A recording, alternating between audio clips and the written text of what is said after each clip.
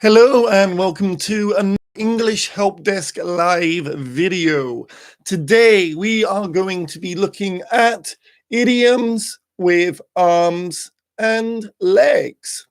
So basically what I'm going to do is I am just going to show you a number of idioms that include either arms or legs. I'm wearing jeans because I'm cool. And I'll then show you an explanation, a definition, and after that, I'll give you a couple of examples for each one. At the end, there will be a quick review where I will show you each of the idioms once again and see if you can remember what they mean. So the idioms that we will be looking at today will be cost someone an arm and a leg. Give one's right arm. We will also be looking at keep or hold someone at arm's length, a shot in the arm, twist someone's arm. Then after that, we will go through with open arms, give someone a leg up, not have a leg to stand on, and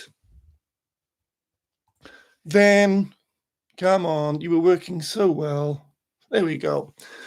Pull someone's leg, be on one's last legs or be on its last legs.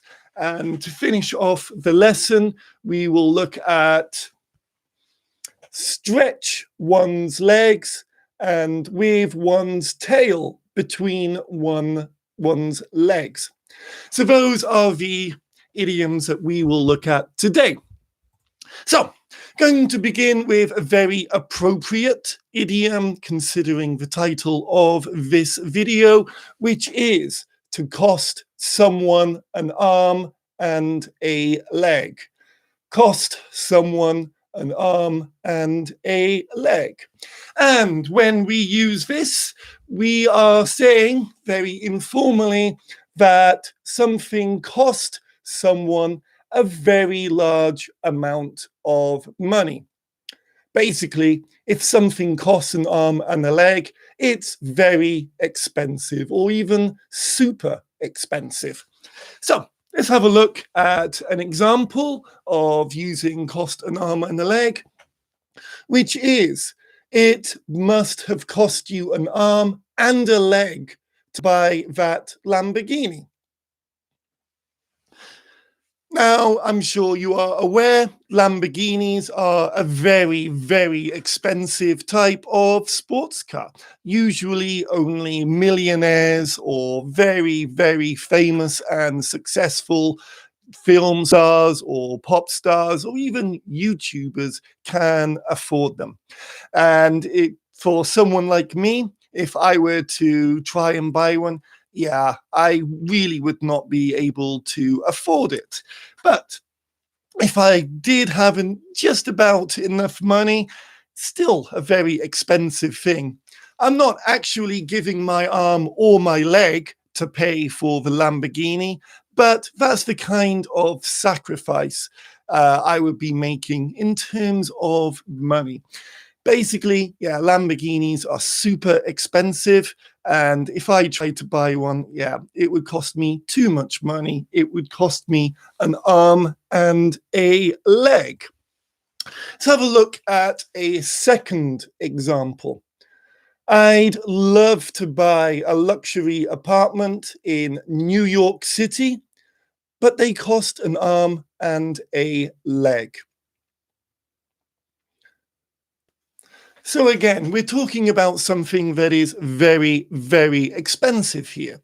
I know that in some big cities, New York and definitely London, buying an apartment there, buying a house, even a not luxury one, can be very, very expensive. But to buy a luxury apartment, yeah, that would be super expensive. And again, it would cost me an arm and a leg. It would be too much money almost for me. Now, when we use cost an arm and a leg, we're not always talking about the most super fancy or super expensive things. We can talk about more everyday items that happen to be a bit more expensive for some people.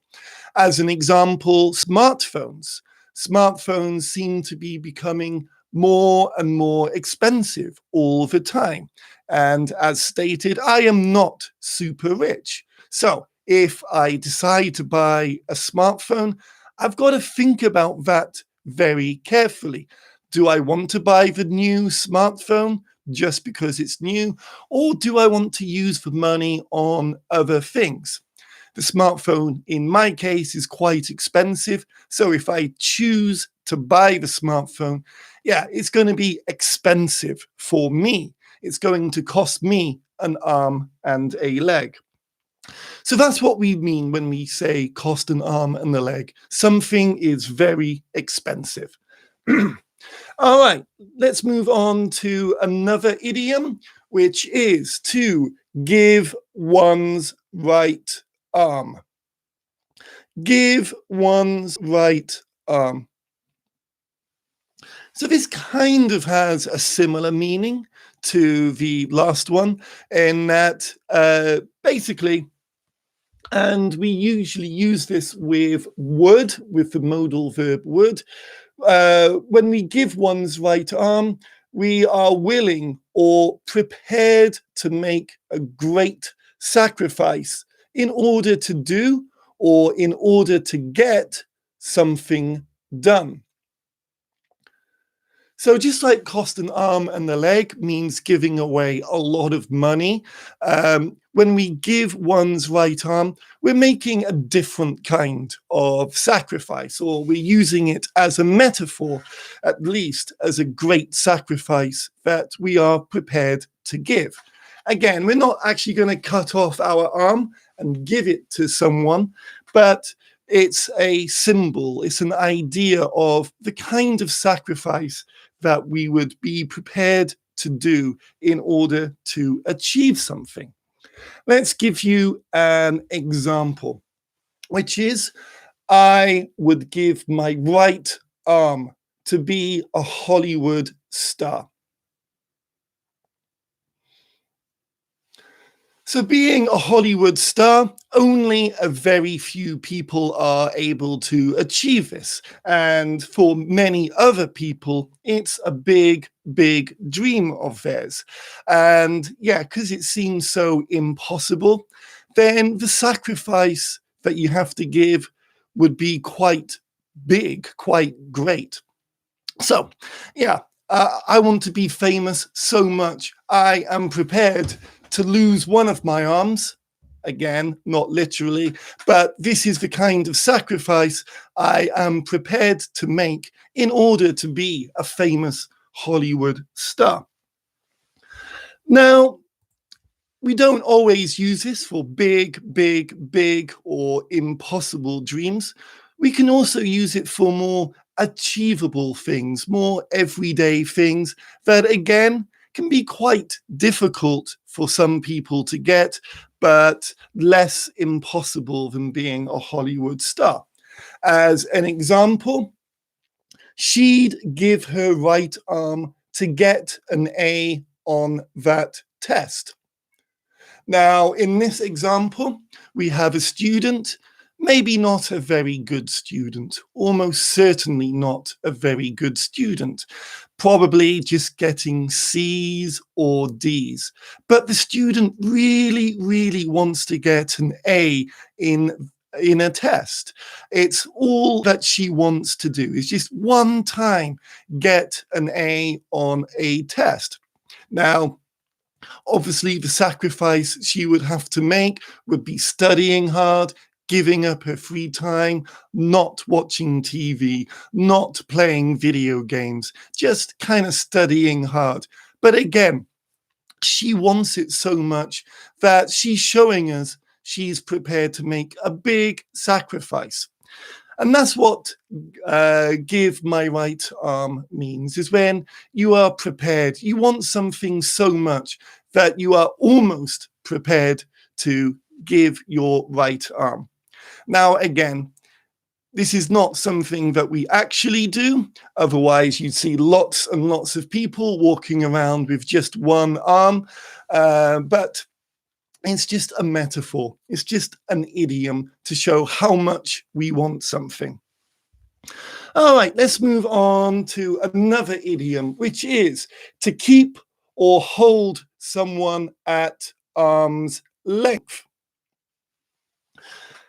So let's have a look at this. Now, this can kind of have two different meanings, and I'll explain each of them. The first one is to avoid becoming too friendly with someone.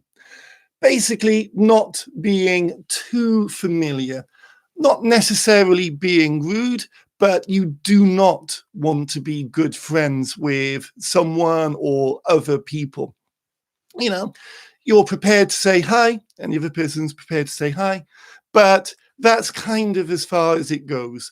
If someone's keeping someone at an arm's length, then yeah, it's like, I don't mind saying hello to you, but I do not want to talk about how your relationship is going.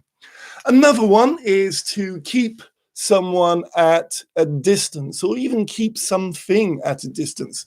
For example, when I show you the examples, I have to hold my iPad at an arm's length in order for you to be able to see the examples clearly.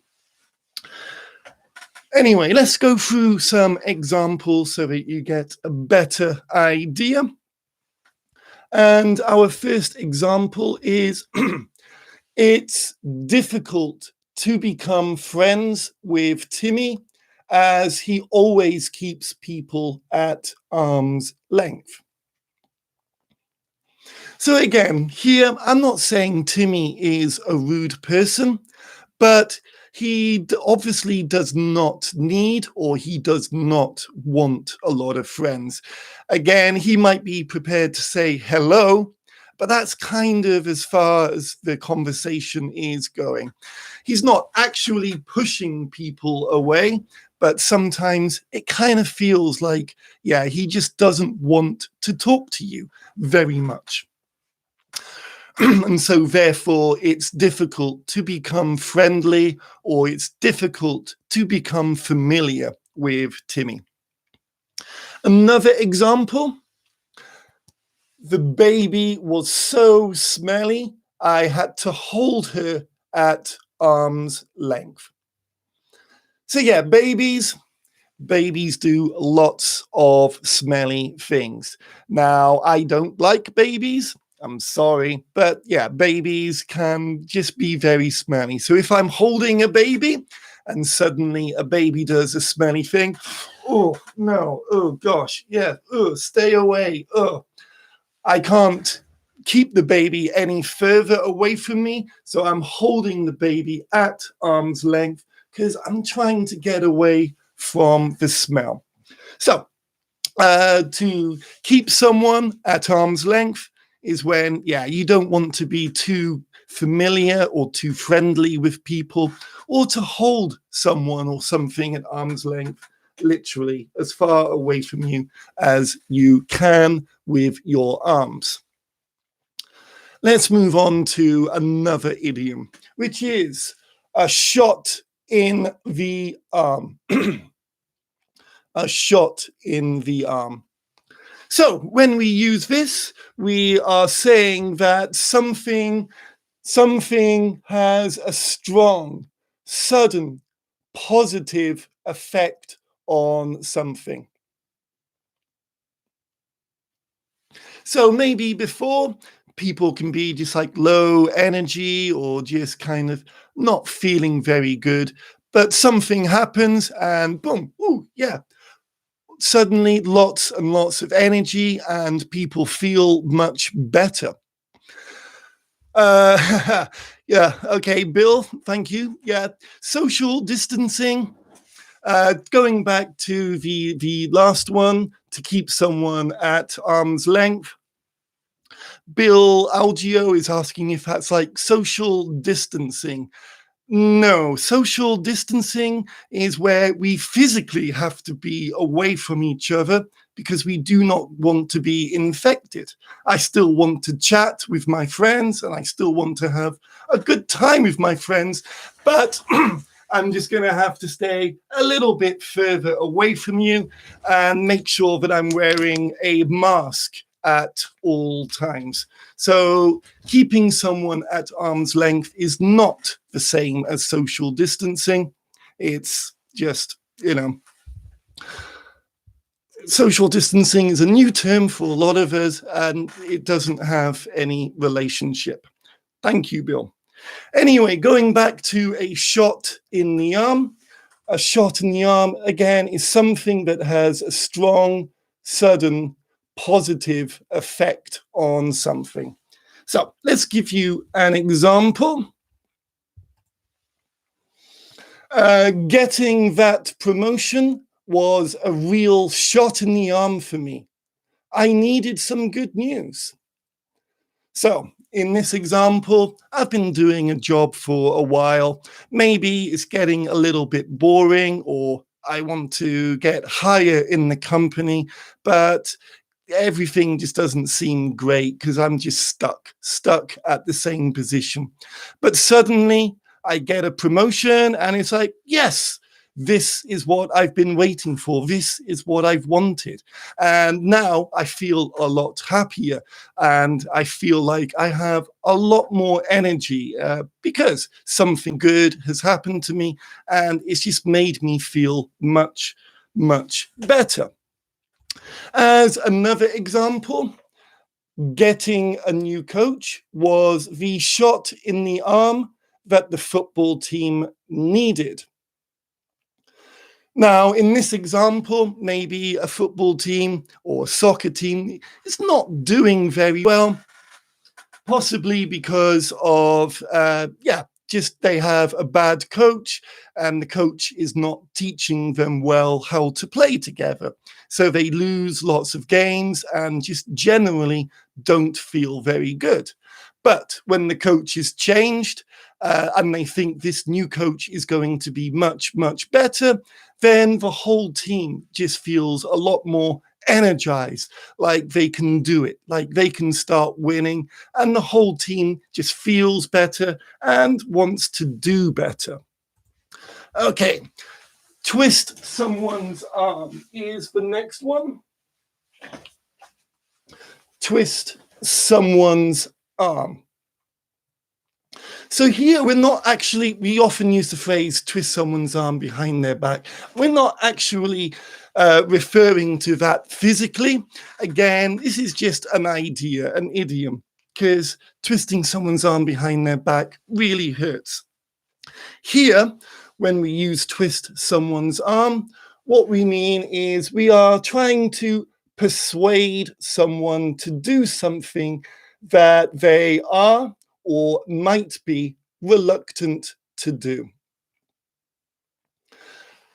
So you want someone to do something, they don't want to do it, you need to persuade them. Again, we're not actually trying to hurt them, we're just trying to convince them to do it, to show them why doing that thing is a good thing ultimately. Let's have a look.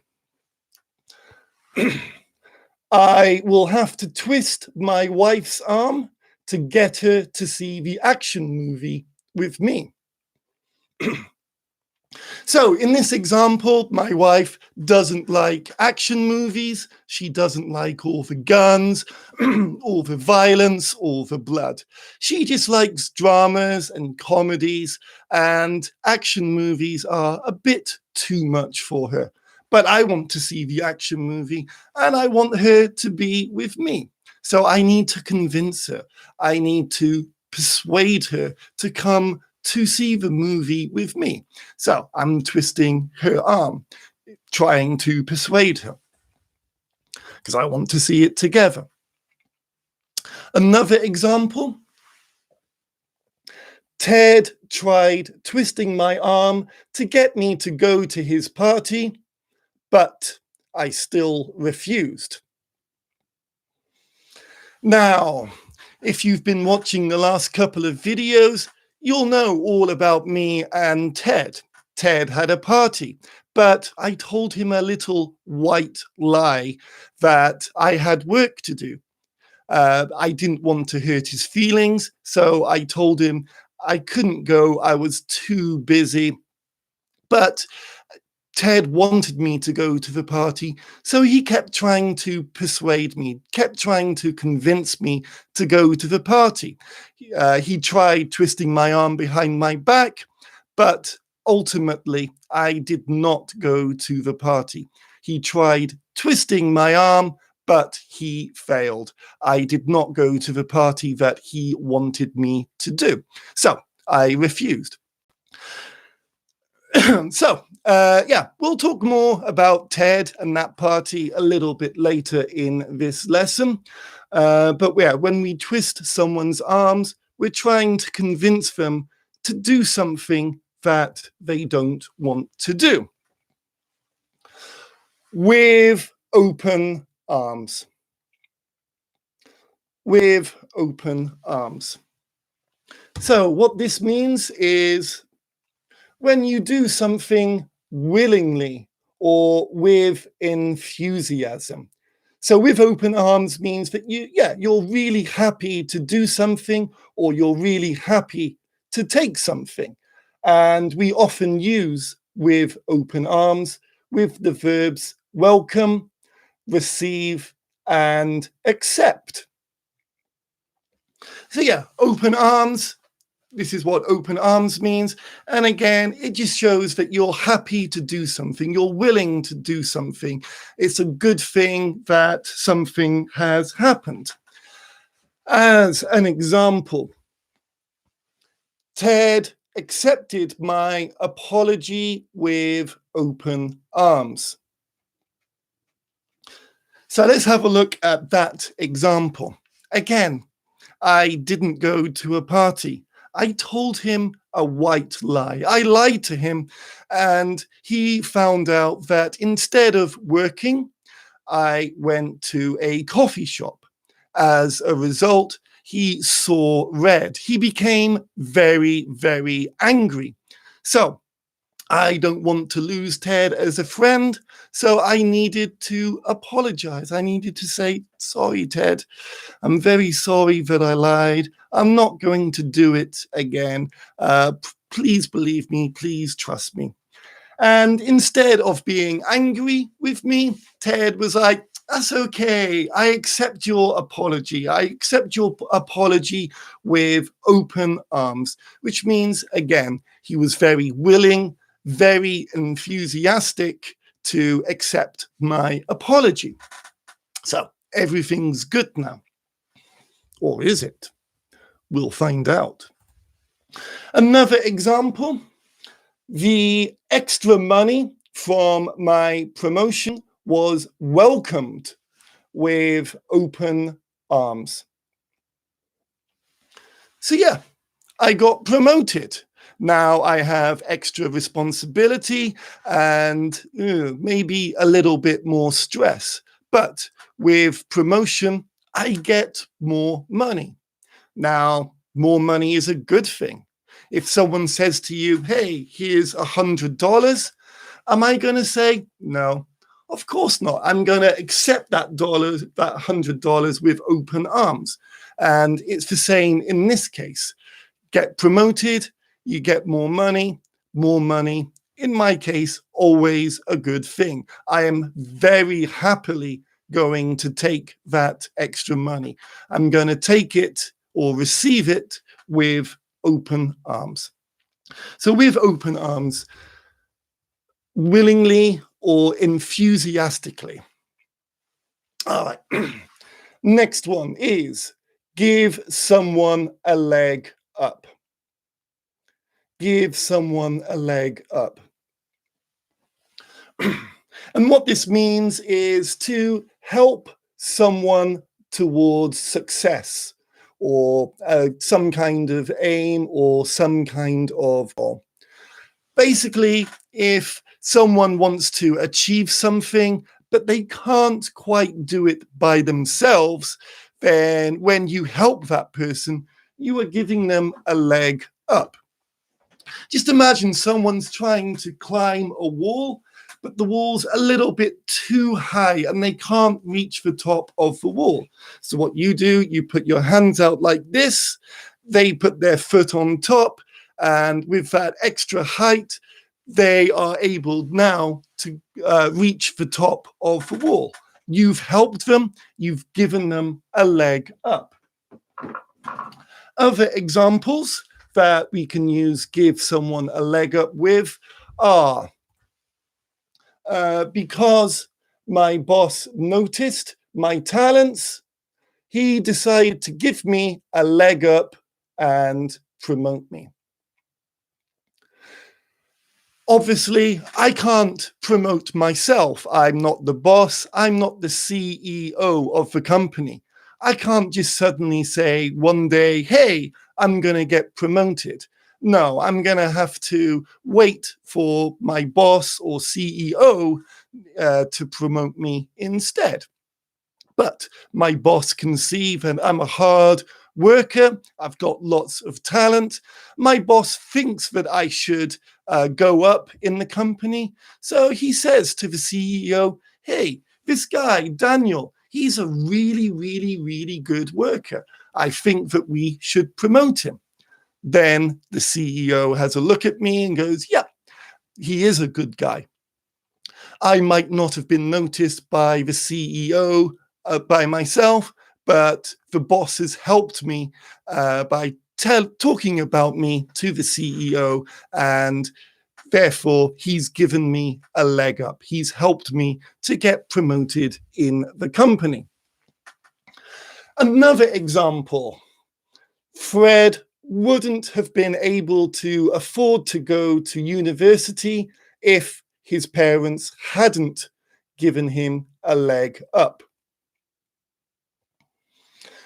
So universities, at least in America and Britain, are very, very expensive these days, and people need a lot of money. They cost an arm and a leg, basically. Now, Fred, he wants to go to university, but with the money that he has, he can't afford it by himself. So his parents give him the extra money that he needs. His parents, help him be able to afford to go to university, and therefore they've given him a leg up. They've allowed him to do something that he couldn't quite do by himself.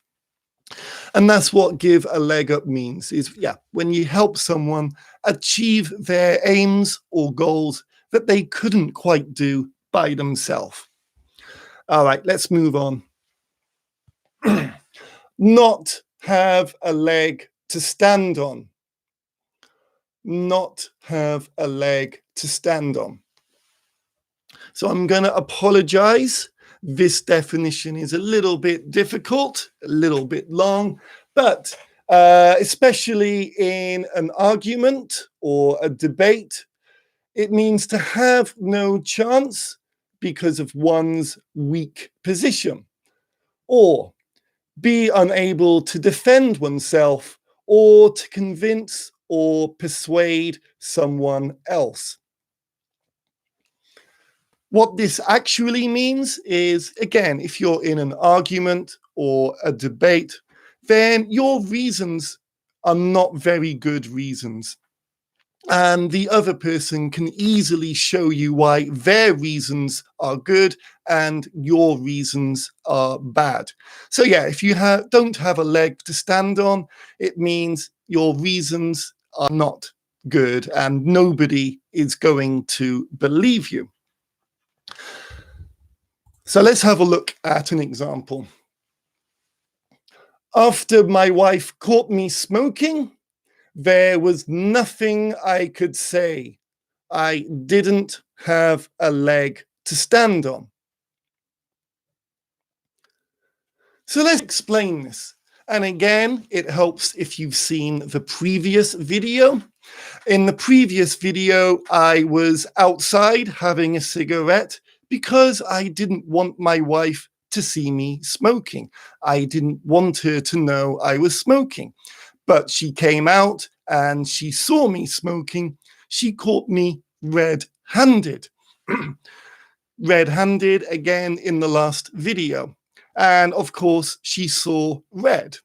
Now, what am I going to do? How am I going to defend myself? Am I going to say, what, this cigarette? No, no, no, no, no. I'm not smoking a cigarette. Or am I going to say, what, this cigarette? Come on, this isn't my cigarette. It's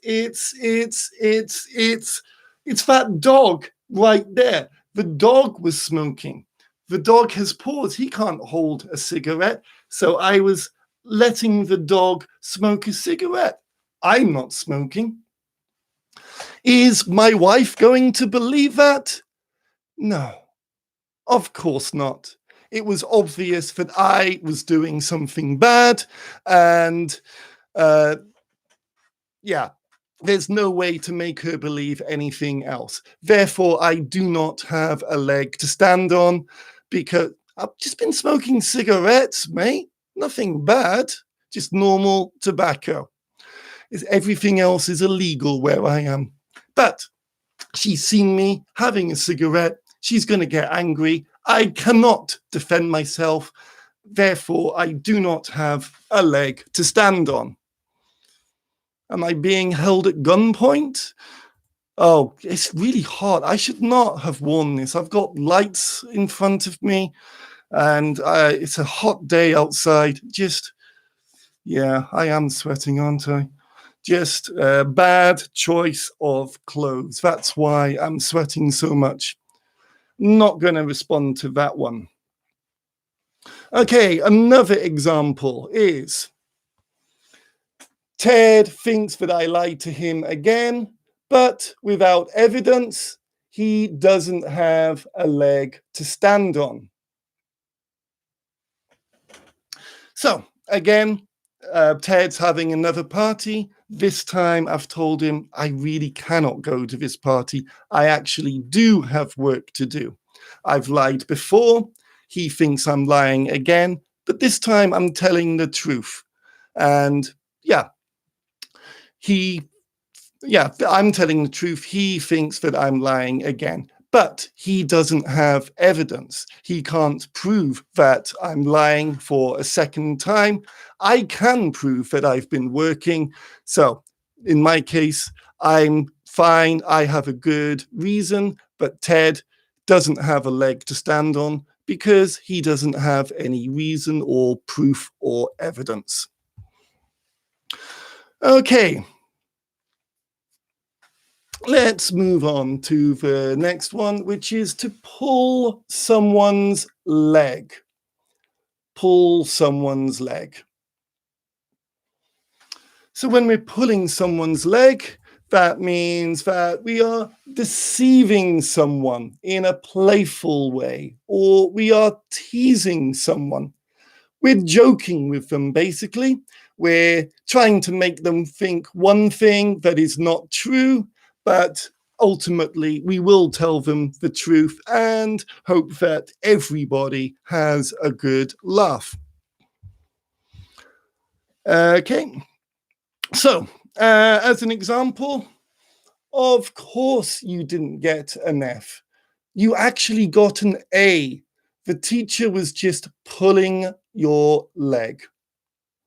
So here we have a good student, and the student always does well, but this time the teacher wants to joke and play a joke on the student and pretend the student didn't well. So Teacher says, here you go, here's your score, you got an F. The student is, of course, upset, but then the teacher says, only joking, you actually got an A. And the student feels much better. Everybody's laughing because the teacher was just pulling the student's leg, just having a joke.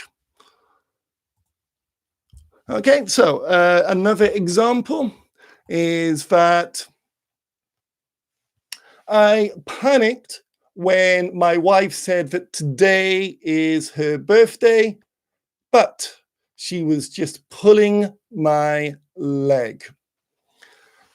Now here, in this example, I'm a very forgetful person. I can never remember when my wife's birthday is. So one day she decides to play a joke on me and pretend that today is her birthday. Now I'm panicked going like, what? How? Oh gosh, I didn't buy you any presents. What am I going to do? What am I going to do? But then I realized that actually it's April right now and my wife's birthday is in August. So I realized that she's joking with me. And yeah, I can either laugh with her at my silliness or I can be angry with her for playing such a nasty joke. Okay. Be on its last legs or be on one's last legs. So this one has the meaning of being in a bad state or condition, close to collapse, breakdown, or even death. So yeah, if something's not working well and it's about to stop working forever, then we can say that it's on its last legs.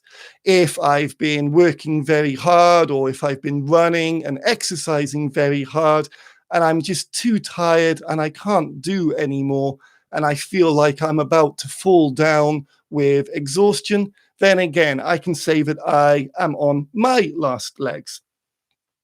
So as an example, I was on my last legs just before the finishing line of that marathon. So yeah, running a marathon, it's very difficult, 26 miles or about 40 kilometers. And me, I'm not in the best shape. So for me, if I were to try and do it, I would likely almost fall down with exhaustion. I would be on my last legs and unable to continue running that marathon. Another example is my car broke down 3 times last week. It's 15 years old and is on its last legs. So again, here, the car is very old and it's about to stop working. It's showing signs that very, very soon it's going to stop working forever. So we can say that whilst it's still working just that tiny little bit longer, it is still on its last legs. All right. Stretch one's legs. Stretch one's legs means to take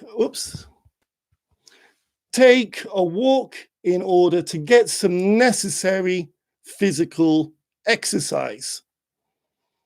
So yeah, you've been sitting down for a long time. After a while, your legs start feeling uncomfortable or you just feel restless and you need to get up and walk around a little bit in order to have a little bit of exercise.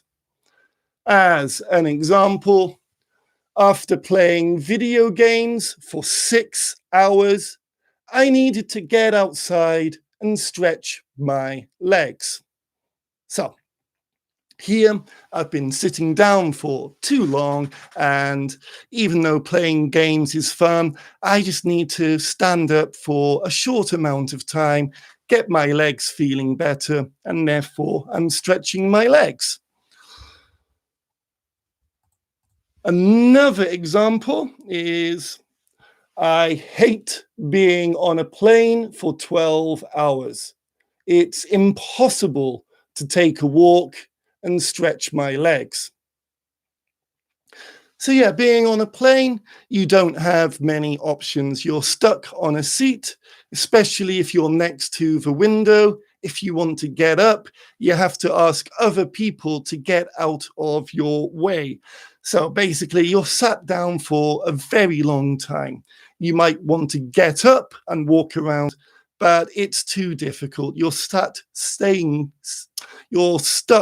sitting down and therefore unable to stretch your legs, unable to get the necessary walking exercise that you might need. All right. With one's tail between one's legs. With one's tail between one's legs. So, what this means is to be in a humble, depressed, or even a sad manner. Kind of like when a dog knows that it's done something wrong, its tail, instead of being up and wagging around, its tail goes down and is tucked between its legs because it's sad. It knows it's done something wrong and wants to show that, it's sorry and apologetic. So let's have a look at an example. After losing 10-0, the team left the pitch with their tail between their legs. So here, the team have done a bad job. They've lost spectacularly. They don't feel good. They know that they've disappointed their fans and made their fans feel bad as well. So yeah, they're very sad and depressed. And so when they leave the pitch, they leave the pitch in a very humble, I'm sorry kind of way. And as another example, it was with my tail between my legs that I apologized to Ted for my white lie. So again, coming back to that now famous party, I've told a lie. Ted is very upset with me. And so I need to apologize to Ted in order to continue being friends with him. So when I'm apologizing, I apologize, in this case, with my tail between my legs, which means that, I'm sorry, Ted. I'm very, very sorry. I'm sorry. I'm sorry. I'm sorry. I won't do it again. I promise. I promise. I promise. Okay. So yeah, tail between one's legs means to be very humble, sad, or even depressed. All right.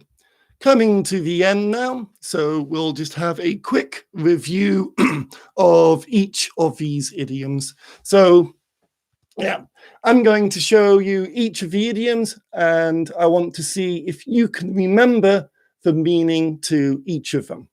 All right. So, we began with cost someone an arm and a leg. Cost someone an arm and a leg. Losing my voice. What does this mean? So if something costs an arm and a leg, it means that it's cost someone a very large amount of money. It basically means that something is very expensive and, a lot of money. Next one was give one's right arm. Give one's right arm. So when we use this, we use it with the meaning of being willing or prepared to make a great sacrifice in order to do or get something done. And we often use it with the modal verb would. So something is very important to us, or we have a big dream, and we are showing by using the phrase give one's right arm how much we want to achieve that thing. Keep or hold someone at arm's length. Keep or hold someone at arm's length. So when we use this, it has the meaning of to avoid becoming too friendly with someone or to keep someone at a distance. Again, not social distancing, just kind of more of an emotional distance where we do not want to be too friendly or too familiar with a person or some people. A shot in the arm. What does a shot in the arm mean? So when we use this, it has the meaning that something has a strong, sudden, or positive effect on something. So, yeah, a shot in the arm, something happens and people feel much better, or people feel like they have a lot more energy. Twist someone's arm. When we twist someone's arm, this basically means that, yeah, we're trying to persuade or, we are trying to persuade or convince someone to do something that they are or might be reluctant to do. So yeah, somebody doesn't want to do something, we need to show them why doing that thing is going to be a good thing. With open arms. With open arms, this means to be or to willingly or with enthusiasm to do something. So, and we often use it with the verbs welcome, receive, or accept. So yeah, with open arms, yeah, we are very happy, we are very willing and enthusiastic to do something or to receive something. Give someone a leg up. So, give someone a leg up has the meaning of helping someone towards success. So, someone has a goal or aim that they want to do, but they can't quite do it by themselves. So, when we give them a leg up, we are helping them just to do that little bit extra so that they can achieve their goal. Not have a leg to stand on. Not have a leg to stand on basically means that, especially in an argument, you have no chance because of your weak position. You are unable to defend yourself or to convince or persuade someone else. So in a debate or an argument, your reason, if you don't have a leg to stand on, your reason is not very good, it's not very strong, and the other person can easily prove why you are wrong. All right, pull someone's leg. What does pull someone's leg mean? So when we pull someone's leg, we are deceiving someone playfully, or we are teasing someone. We are joking with that person, making them think one thing that's not true, but only as a joke, and hopefully, ultimately, the truth will be revealed. Be on its last legs or be on one's last legs. So this has the meaning of being in a bad state or condition, close to collapse, breakdown, or even death. So if we're talking about a thing, basically the thing is going to stop working forever very soon. It's not in a good condition. It's not working as well as you want it to work, and it's going to be broken forever very soon. Or if we're talking about a person, someone who's very tired or, yeah, done too much hard work, and all they want to do is just fall down on the floor and just give up. And then stretch one's legs. Oops. There we go. Stretch one's legs has the meaning of taking a walk in order to get some necessary physical exercise. So, if you've been sitting down for a long time and your legs start feeling uncomfortable, it's good to get up, walk around a little bit, and stretch your legs. And then finally, with one's tail between one's legs. With one's tail between one's legs. This has the meaning of being in a humble, depressed, or sad manner. So you've done something wrong, you know it, and you just don't feel very good. Maybe you need to apologize, and yeah, you apologize in a humble way, or you've disappointed people, and yeah, that's made you feel sad and depressed. Okay, so that is the end of this lesson. I'll be back in a few days. Thank you very much for watching. Until next time, bye-bye.